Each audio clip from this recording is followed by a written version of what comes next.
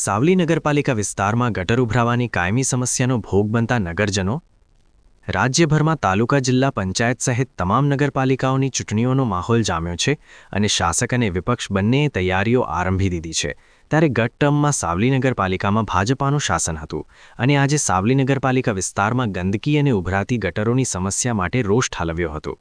સાવલી મધ્યમાંથી સાવલી વડોદરા 4 લેનની કામગીરી ચાલી રહી છે। તેમાં કોઈ પાણીની લાઇન લીકેજ અને 4 લેન રોડથી સાવલીનગરમાં સુપ્રસિદ્ધ ભીમનાથ મહાદેવ મંદિર અને ગંગોત્રી શાળામાં જવાના મુખ્ય માર્ગ પર ગટરનું દૂષિત પાણી ભરાઈ રહેતા આ રસ્તે અવરજવર કરતા બાઇક અને વાહન ચાલકો સહિત પગપાળા જતા લોકો ભારે સમસ્યાનો સામનો કરી રહ્યા છે અને આદર્શ આચારસંહિતાને લઈ નગરપાલિકાનો વહીવટ કરતા વહીવટી તંત્ર વહેલી તકે નિરાકરણ લાવે તેવી માંગ કરાઈ રહી છે।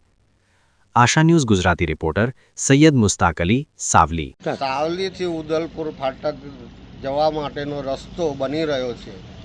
તે રસ્તો બને છે અને ભીમનાથ મહાદેવ જવાનો મુખ્ય માર્ગનો રસ્તો અને ગંગોત્રી શાળા બંનેનો તો વર્ષોથી આ રોડ પર પાણી ભરાઈ રહેલું છે, ભરાય જ છે અને તે સાવલી નગરપાલિકા તમામ ગામના રોડો બનાવી ચૂકી હશે પણ આ રોડ કેટલાય વર્ષોથી એમને વારંવાર કહેવામાં આવ્યું છે તે છતાંય એમની આંખો ખુલતી નથી અને આજ રોજ તેમજ ત્યાં રોડ બની રહ્યો છે તે દરમિયાન ગટર લાઇનની પાઇપલાઇન ફાટી જવા હોવાથી ગંદુ પાણી તેવું ભરાઈ રહે છે।